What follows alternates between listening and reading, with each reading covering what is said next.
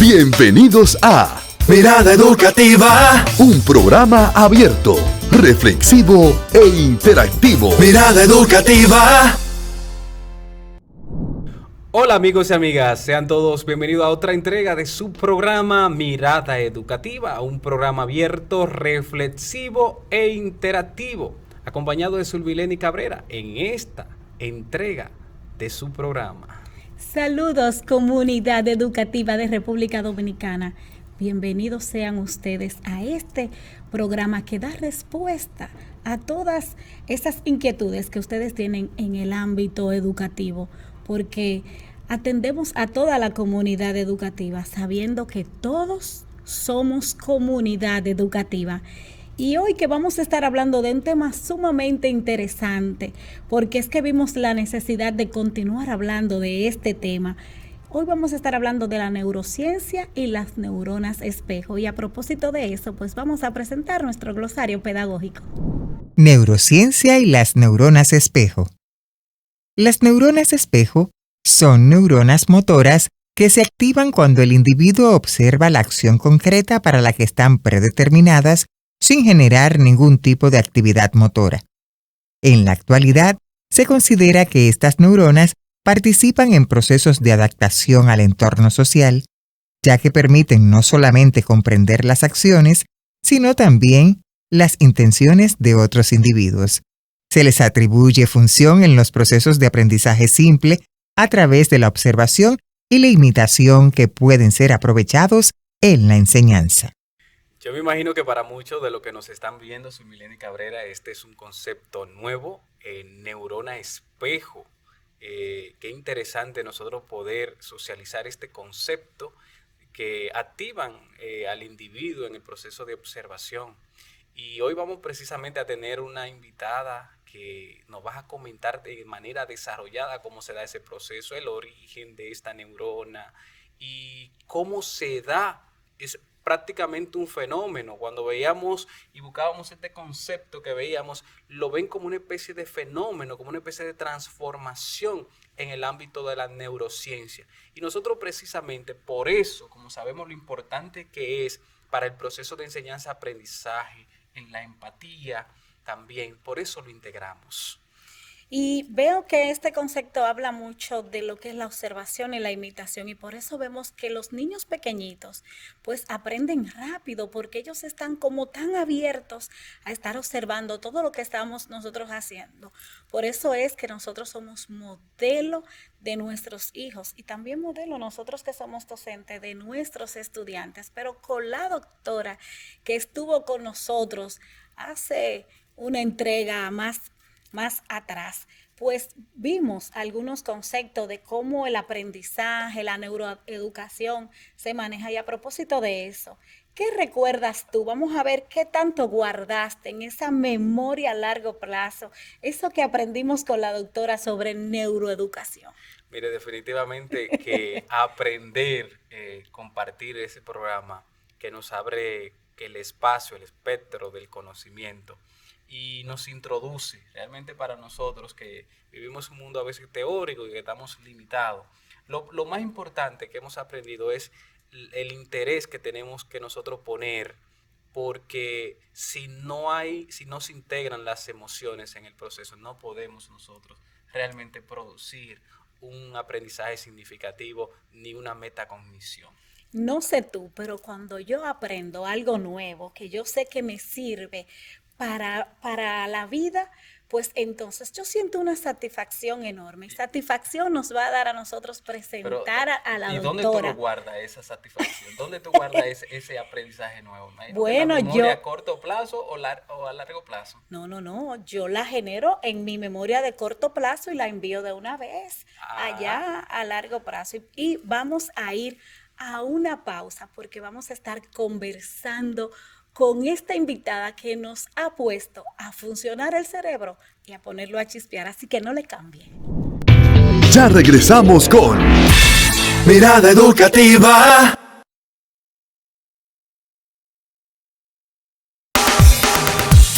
Estamos de regreso en Mirada Educativa. Gracias amigos y amigas por continuar con nosotros. Ya antes de irnos a la pausa, nosotros decíamos que íbamos a conversar con la doctora Ernestina Castro Salazar, quien tiene un doctorado, un PhD en neurociencia. Y está con nosotros la doctora. Doctora, bienvenida. Exacto, buenas nuevamente a ambos, dando las gracias nuevamente por la invitación al programa. Sí. Y de verdad es un honor siempre estar con ustedes en Mirada Educativa. Doctora, nosotros tenemos que aprovecharla de una vez, fruto de lo que se generó un conversatorio con usted, las dudas, los interrogantes siempre quedan. Veíamos en nuestro glosario pedagógico el concepto de neuronas espejos y neurociencia. Veíamos ese concepto tan a veces nuevo para muchos, y para lo que lo hemos visto nos llama a profundizar porque nos crea muchas dudas. Y vamos primero con este tema que vamos a tratar hoy, precisamente las neuronas espejo y la neurociencia. A partir de lo que es la neurociencia, el concepto de neurociencia, ¿qué es? Y por qué nosotros en educación tenemos que conocer de neurociencia hoy día. Sí, exacto. Así mismo es. Bueno, la neurociencia es una ciencia que se encarga del estudio de nuestro cerebro. Bien, y también la relación que tiene este cerebro a nivel conductual. Pero estudiando un cerebro, ¿desde qué punto de vista? Un cerebro tanto patológico o un cerebro normal, que no tiene nada. Bien, este es el estudio de la neurociencia. Pero a nivel ya más biológico, bioquímico, podríamos decir de alguna manera, conocer internamente cómo trabaja nuestro circuito por medio de las neuronas. Y de todos los órganos que se encuentran en el cerebro, que ya habíamos hablado antes en otro programa, que para nosotros poder realizar nuestra conducta, lo realiza el cerebro. Bien. Excelente. Entonces, esa es la neurociencia, el estudio de nuestro cerebro a nivel biológico. Bueno, pues sí. Me imagino que deben de existir algunas técnicas que utilice la neurociencia de manera específica para conocer el cerebro. Entonces, ¿cuáles son estas? Sí, así mismo es. Existen diferentes técnicas que nosotros utilizamos, ya sea para trabajar en cerebro animal. Por lo general utilizamos experimentación animal con diferentes tipos de animales, por ejemplo, como monos, ratas, ratones, peces cebra. También se trabaja mucho la parte del estudio del embrión, porque en este pez se puede ver transparente a nivel microscópico. Entonces, claro, técnicas a nivel de modelo animal y también en personas. Entonces, en el caso de las personas, se trabaja un poco más con el estudio, por ejemplo, de tomografía axial computarizada, resonancia magnética, algún tipo, por ejemplo, de niveles de proteínas por medio de PCR, estudios también de genética y también, lógicamente, estudios del tejido post-mortem. Por ejemplo, si hay un paciente fallecido, imagínense que se había diagnosticado de Alzheimer, que es el área mayormente que suelo trabajar, pues ese tejido, luego que ese paciente falleció, si hizo la donación, ¿verdad? Antes de morir, que en algunos países extranjeros, por ejemplo como España, tú puedes hacer un consentimiento informado, que antes de tú morir, si tienes algún tipo de enfermedad, pues los que trabajamos en el área de neurociencia podamos tomar el tejido, verlo en el microscopio, y hacemos técnica de inmunistoquímica, se llamaría. Entonces, en este caso, ¿qué es lo que te permite esta técnica de inmuno?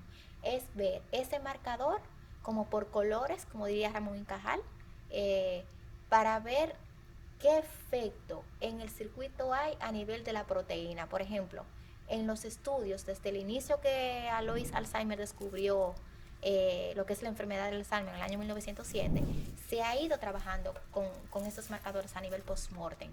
¿Quiénes son los marcadores? Lo que te permiten anexarte a una proteína, un receptor determinado, y tú verlo luego en el microscopio. Entonces, esa es una de las técnicas también que nosotros usamos. Doctora, a veces decimos y solemos, no sé si por el nivel de conocimiento a veces de uno, que el cerebro no ha sido tan estudiado en muchas personas. A raíz de su literatura, sus estudios, sus antecedentes formativos, profesional, ¿qué usted puede decir sobre eso? ¿Es el cerebro realmente un órgano desconocido o está en proceso de conocimiento a nivel científico? Bien, te comento. Cabe destacar que la neurociencia es relativamente nueva, aunque queramos pensar que no. De 10 a 15 años o más aproximadamente, podríamos decir que se está profundizando más con las nuevas técnicas que tenemos a nivel tecnológico. No que no se haya estudiado el cerebro desde antes, porque cabe destacar que desde el inicio, siempre de la edad griega y de Egipto y demás, desde Hipócrates, por ejemplo, desde Galeno, se ha interesado el saber para qué es el cerebro, qué hace. Antes se pensaba que las emociones solamente estaban en el corazón. Se Sí. decía no, por ejemplo, Aristóteles, Sí. o que uno nacía con una tabla blanca a nivel filosófico. Cual tabla y la raza. Exacto, Sí, y que ya sí. después de ahí tú venías ese conocimiento como del ambiente tomándolo. Entonces, claro, yo diría que desde el inicio del hombre, esa pregunta, esa curiosidad por saber, no solamente del cerebro, sino de los demás órganos, para qué funcionan.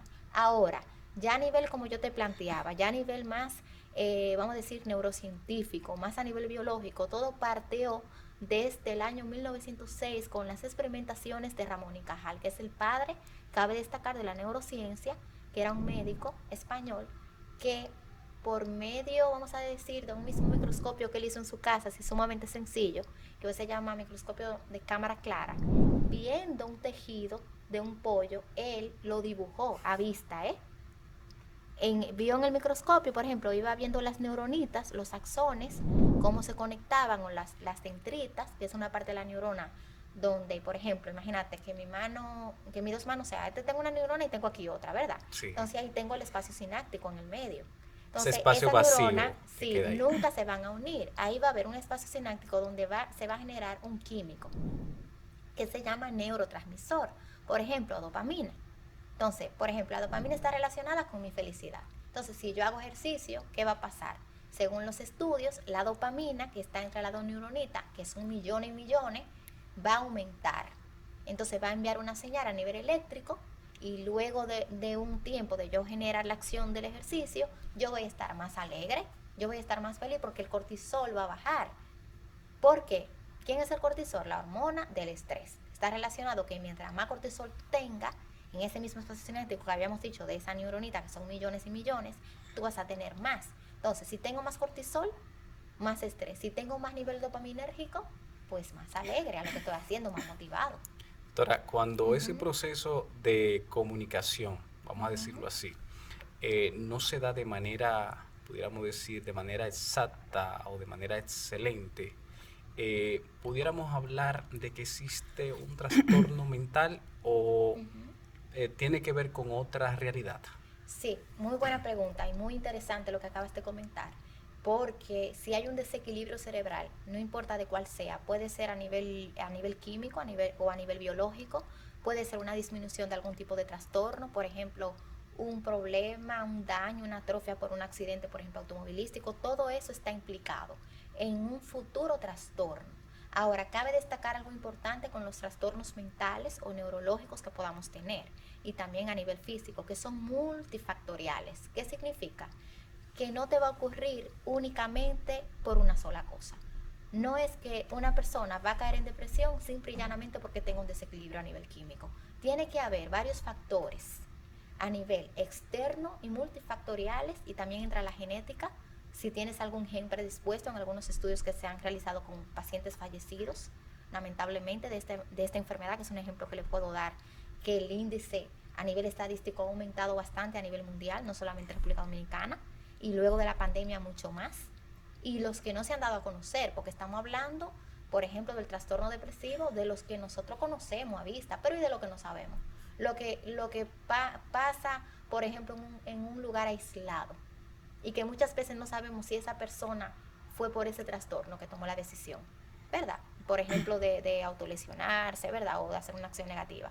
Entonces, claro, el trastorno sí, si hay un desequilibrio cerebral, vas a tener más probabilidad de tener un trastorno, ya sea mental, como mencionaba, como una esquizofrenia, una depresión, o más neurodegenerativo, que ya sería Alzheimer, Parkinson, entre otras enfermedades.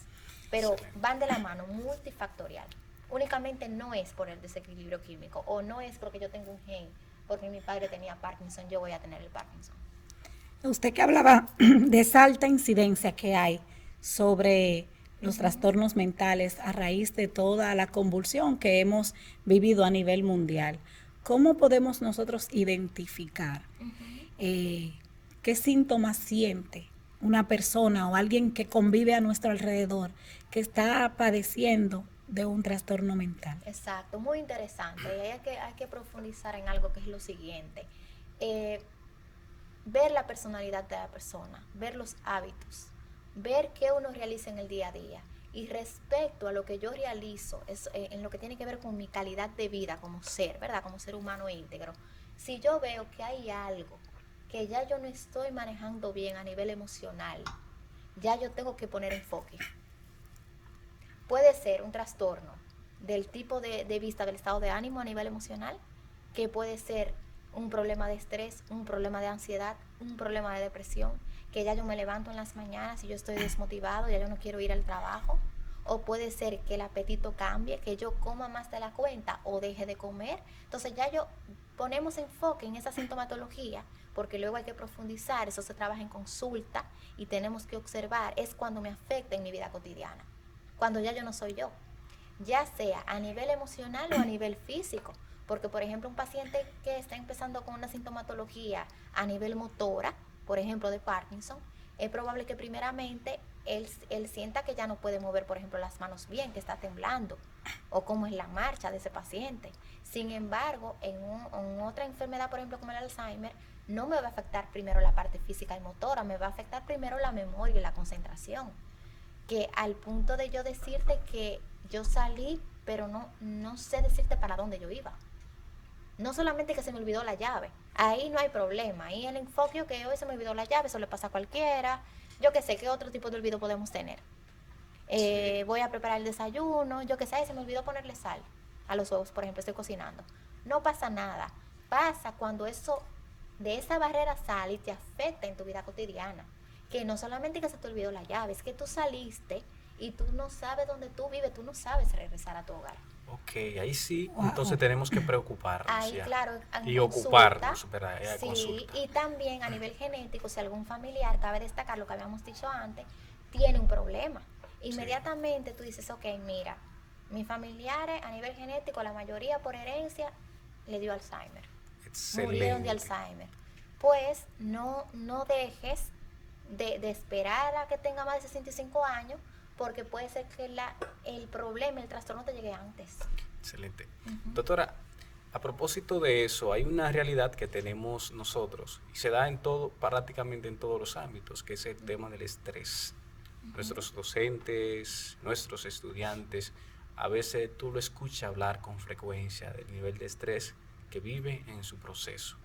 Y nos gustaría ver cómo influye el estrés en el cerebro, y pudiéramos hablar incluso hasta en el proceso de enseñanza-aprendizaje, en la elaboración de la planificación, en el tema de la creatividad. ¿Cómo influye el estrés? Influye muchísimo. Como yo les comentaba, hay una hormona que se llama cortisol. Entonces, ¿qué es lo que pasa? Que este químico, si tú estás estresado, imagínate que el circuito cerebral está recibiendo información y se está acumulando en ese circuito hipotalámico, lo que va a pasar es que va a aumentar el nivel al punto de que tú no vas a tener concentración, porque ya el frontal no va a generar la proyección que necesita a nivel neuronal.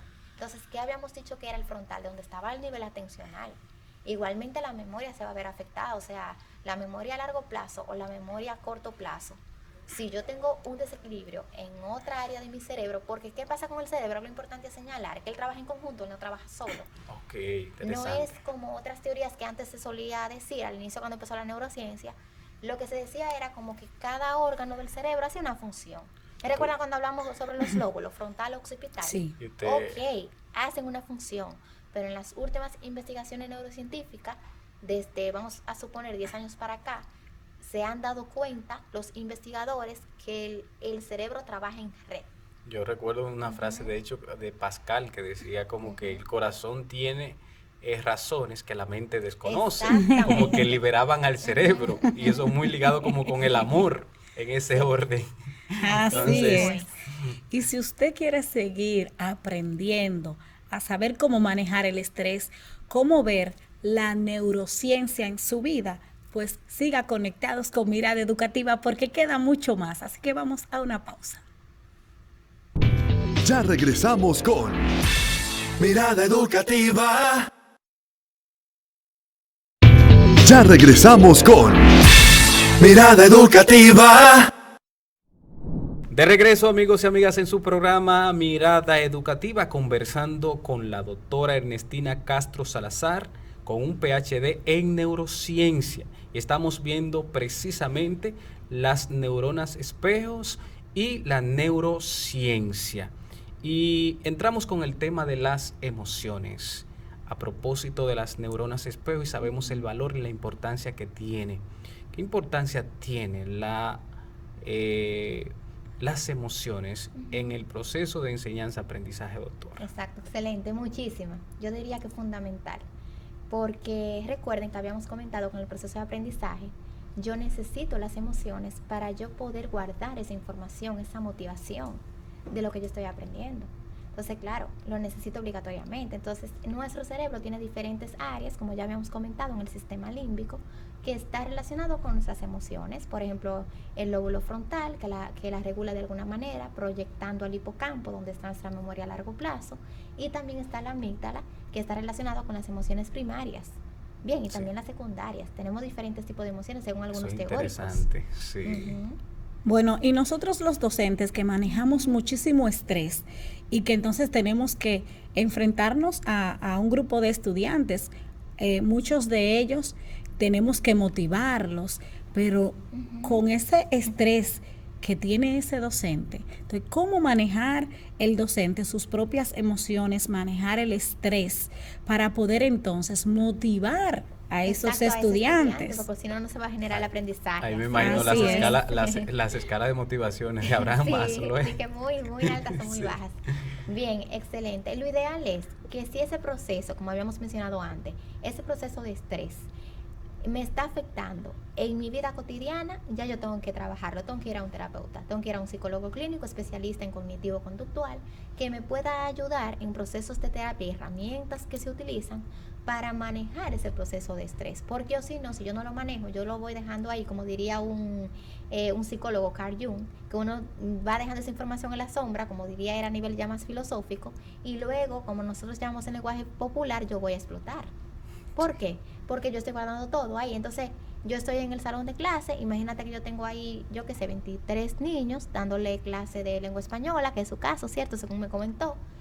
Tú vas guardando todo eso y tú no vas a generar el proceso de aprendizaje en ese niño, porque también ese niño, aparte de la motivación que él necesita a nivel emocional para él guardar ese recuerdo, como dijimos, de memoria a corto plazo, a largo plazo, él aprende por imitación y por observación.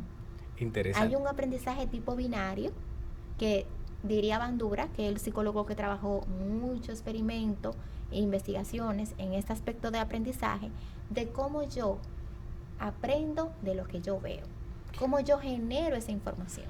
Doctora, ahí entra el tema de las neuronas espejos.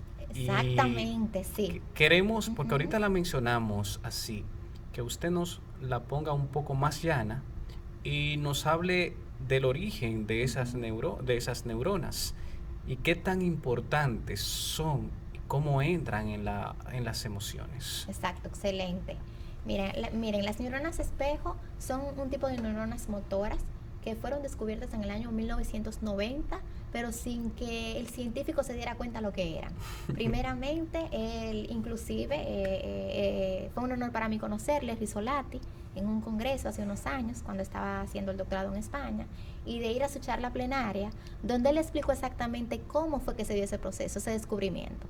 Bueno, les cuento, él estaba en su laboratorio en Palermo, en Italia, y él estaba ahí con un estudiante haciendo un experimento con un mono de tipo macaco. Bien, había un mono en el cual el mono tenía que hacer movimientos a nivel motor. Por ejemplo, hay neuronas que nosotros tenemos en el cerebro, en algunas áreas primarias de la corteza, que está relacionado con la parte motora. Entonces, ¿quiénes son esas neuronas motoras? Las que yo genero el movimiento. Entonces, ¿qué pasó? Estaba el estudiante, estaba el mono, él estaba grabando todo el proceso.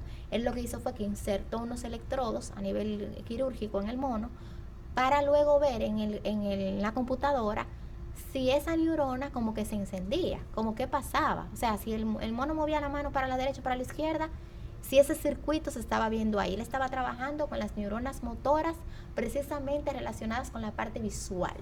Bien, de la corteza motora primaria visual. Entonces, ¿qué pasó? Que llegó un momento que el estudiante le dice que estaba ya cansado porque se habían pasado todo el día en el laboratorio desde la mañana y hasta casi la tarde y no habían comido ni nada. El estudiante se sienta Y entonces Rizzolatti comenta, yo dejé la cámara y dejó al mono ahí solo. Entonces, ¿qué pasó?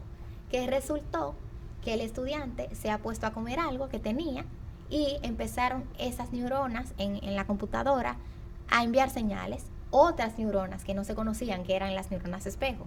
Entonces, aparte de la motora, había otra área ahí del cerebro que se estaba proyectando y que no se sabía lo que era. Él solamente estaba viendo en el computador como que están sonando, ¿qué pasa? Algo está pasando. Lógico, él se quedó con la duda.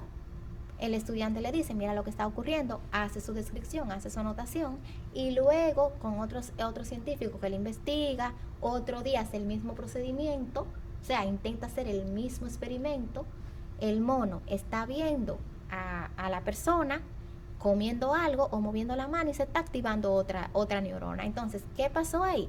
Luego que él hace la descripción y publica el paper y demás, el artículo científico, que le dieron el nombre de neuronas espejo. O sea, es un tipo de neurona motora que va a enviar una señal eléctrica, o sea, vamos a decir, va a sonar, porque suena cuando envía en potencial de acción la electricidad, no solamente cuando yo hago el movimiento, sino yo no tengo que hacer el movimiento de mover la mano. Bien, yo veo a alguien moviendo la mano, comiendo, y ya se van a activar. Excelente. ¿No producen estas neuronas ningún tipo de reacción en sí, más que esa de encenderse? No, a ver, a nivel eléctrico, sí, ellas se van a activar como si fuera una neurona motora, ¿eh?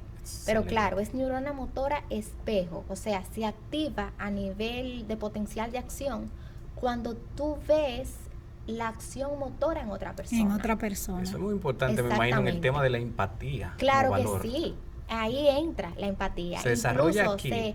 Se dice a nivel popular que son las neuronas de la empatía y de las emociones. ¿Por qué? Porque cuando yo veo, imagínense que pasó algo negativo y aquí hay alguien que está llorando, ¿cierto? Que yo me acerco a esa persona, yo tengo empatía.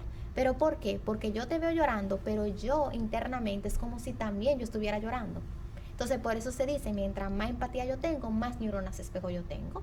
O sea, yo tengo un circuito más amplio a nivel empático. ¿Y cómo entra esto en el saber? Bueno, Muchísimo. Porque recuerden que habíamos dicho que nosotros aprendemos y guardamos ese conocimiento, ya sea a nivel de vida, a nivel bibliográfico, desde que yo tengo uso de razón como niño o desde antes, mediante el frontal. Recuerden que habíamos dicho que hasta los 30 años aproximadamente se genera. Y lógico, yo aprendo como niño de lo que yo estoy viendo del día a día, de lo que me dijo mi padre en la casa, de lo que me dijo mi madre, de lo que me dijo el compañerito en la escuela, de lo que me dijo la profesora. Entonces, claro, yo interno toda esa información y no solamente a nivel mental, a nivel cognitivo, sino a nivel emocional. Incluso hasta en las emociones, el accionar, hasta eso, a nivel no de temperamento, porque el temperamento se hereda del padre y la madre, sino a nivel más de carácter. Hasta mi accionar yo lo puedo trabajar en consulta. Por eso nosotros trabajamos en consulta el cambio de conducta, o si no, no hubiéramos estudiado psicología, si no pudiéramos generar el cambio a nivel conductual. Y una de las formas que se utilizan en neuronas espejo es, por ejemplo, hablando ya de trastornos, no solamente en la parte empática, de que uno aprende a ser más empático cuando es una persona más alegre, más positiva, sino en la misma consulta de tratamiento de daño cerebral, se trabaja con estas neuronas. Por ejemplo, imagínate un paciente que tuvo un problema en el hemisferio izquierdo. Tuvo un accidente automovilístico, lamentablemente, no mueve la mano izquierda o no mueve la mano derecha, cualquiera de las dos. Entonces, una de las técnicas que se utilizan es amarrar, por ejemplo, la mano que está bien, que todavía él la mueve, e intentar con terapia ocupacional que él mueva la otra mano. ¿Por medio de qué? Se le coloca un espejo. Excelente. Entonces, ¿qué va a pasar? Él va a tratar de imitar inconscientemente el cerebro el movimiento, aunque él ya no lo tenga, porque ya no está, o sea, ya esas neuronas ya no te van a enviar la proyección para que tú muevas la mano. Entonces, si el fisio, porque solo trabajan los fisios, cabe destacar ya la parte más motora, si el fisio te dice, no, hay posibilidades, o en la resonancia magnética, la atrofia no fue tan grave, hay posibilidad de que el paciente vuelva y mueva la mano. Entonces, pues se trabaja entonces con esta terapia. Vamos a traducir esto un poco ahí. Yo sé que en su ánimo de conocimiento, vamos a traducir eso al aula, a ese momento donde están sagrados de los estudiantes, maestros, estudiantes, y hay esa realidad. Nuestro laboratorio. Nuestro laboratorio. Sí. cómo nosotros podemos visualizar y cómo el maestro, conociendo el tema de las neuronas espejo, cómo puede motorizar en los estudiantes el dinamismo, la pasión, la motivación dentro Exacto, del aula. excelente. Hay diferentes tipos de aprendizaje, eso es lo primero. Y yo voy a aprender, como dijimos, y me voy a identificar con lo que la historia que se acerque más a mí. Interesante. Entonces, como hay diferentes formas de aprendizaje, yo puedo tener un aprendizaje visual, yo aprendo más viendo, por ejemplo, vamos a colocar un video. ¿De qué es la clase de hoy? Ah, mira, de biología, la fotosíntesis, ¿qué es eso? ¿Cómo se da cuando el sol proyecta las plantas? Pues vamos a poner un video de fotosíntesis. O es más kinestésico, es más motor, pues vamos a decirle que plante una plantita. O vamos a salir todos afuera y vamos a ir a tratar al campo, por ejemplo, a donde están las plantas, de ver cómo se hace ese proceso, porque hay estudiantes que necesitan verlo. Sí. No solamente que yo se los diga en el libro. Ah, no, mire, el proceso es así, no.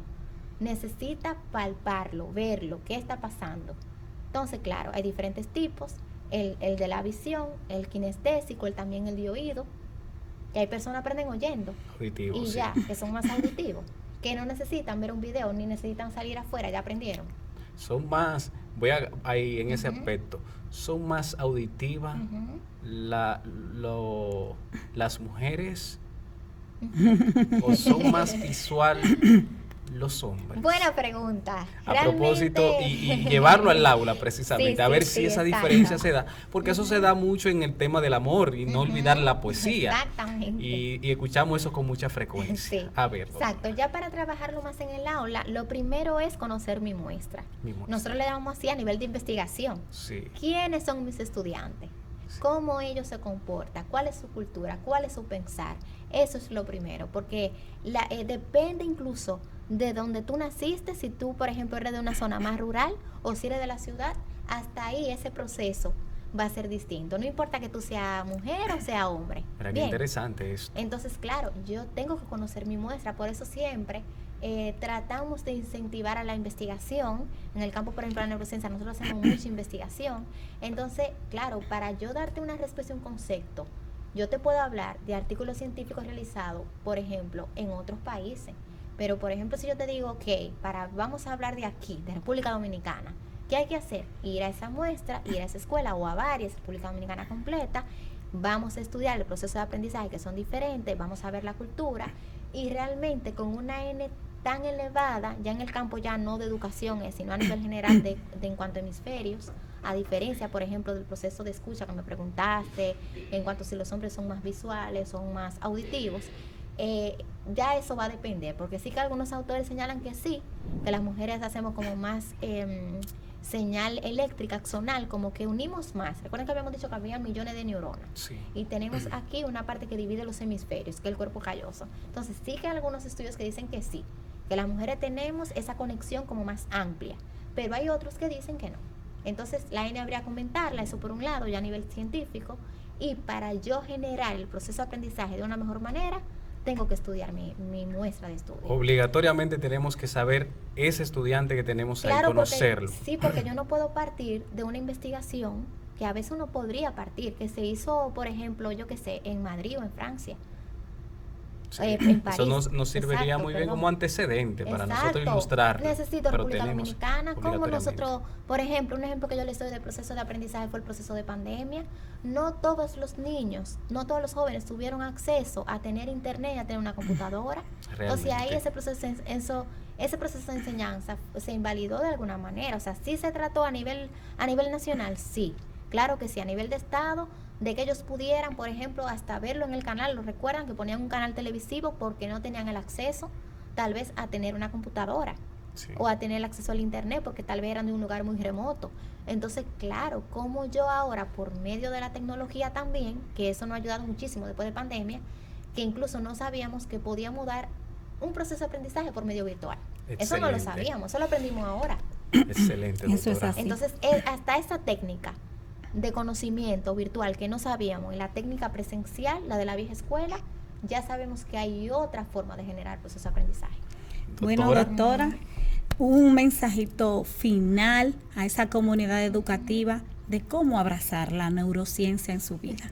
Y Bien. doctora, que también nos diga dónde podemos encontrarla, que es muy interesante. Así ok, es. Así está es. bien. Le O voy sea, a decir como- primero dónde encontrarme. Sí, y el mensaje entonces final Y luego para la el comunidad. mensaje en cuanto a la neurociencia. Bien, me pueden encontrar en Santiago de los Caballeros, en el Centro de Bienestar Emocional Dr. Zoilo García. Ahí estamos en la República del Líbano, a la orden, allá en Santiago. Y aquí en Santo Domingo vengo también algunos días al edificio de Corazones Unidos, en el módulo 3, con la doctora Ámbar Pérez. Ahí tambií estamos. Y ese Se realizan algún tipo de pruebas neuropsicológicas y también procesos de terapia de neurorehabilitación. ahí usted atiende pacientes de... Sí, ahí atendemos pacientes ya a nivel del área de neuropsicología y neurorehabilitación, que es el área también que había comentado de estudio, Alzheimer. aparte de lo que tiene que ver con la investigación a nivel científico. Ahí atendemos Alzheimer, Parkinson, daño cerebral, pero ya hay un proceso de terapia de neurorehabilitación Excelente, y doctora. evaluación. Y ya, ¿cómo abrazar la neurociencia? Como bien comentaba, ¿verdad, compañera? Es abrazar el cerebro, yo diría, porque es que si yo no conozco el cerebro, yo no voy a conocer quién soy. Doctora, su tesis doctoral, ¿cómo se llamaba? Ah, Su la tesis, tesis doctoral. sí. Circuito de la amígdala en ratones triple transgénicos de Alzheimer. Señores, Wow. Ese fue Yo el no, estudio. eso ni siquiera mi cerebro a corto Sí, plazo bien, lo pudo. sencillo, es el estudio del circuito de esos ratones que simulaban a nivel proteico Doctora, el Alzheimer. nosotros en otras circunstancias, en otro momento, vamos a traerla para que usted nos presente precisamente esa Genial, tesis yo doctoral encantada, para yo que nos encantada. describa. Pero hemos llegado, señores, a la parte final de nuestro programa. Realmente, ¿qué programa, señores? ¿Cuánto tenemos que hablar con la doctora? ¿Cuántas dudas se nos generan? Pero también cuánto conocimiento realmente. Soy Mileni Cabrera. Así es, pues yo quedo con esta reflexión. Me parece que de manera inconsciente, pues nosotros hablamos de liderazgo transformacional a partir de este descubrimiento. Y eso lo voy a investigar, porque aquí nosotros generamos que usted tenga cultura de investigación. Porque decimos siempre, quien no investiga No tiene derecho a la palabra. Hasta la próxima en otro programa más de Mirada Educativa. Mirada educativa. Un programa abierto, reflexivo e interactivo. Mirada educativa.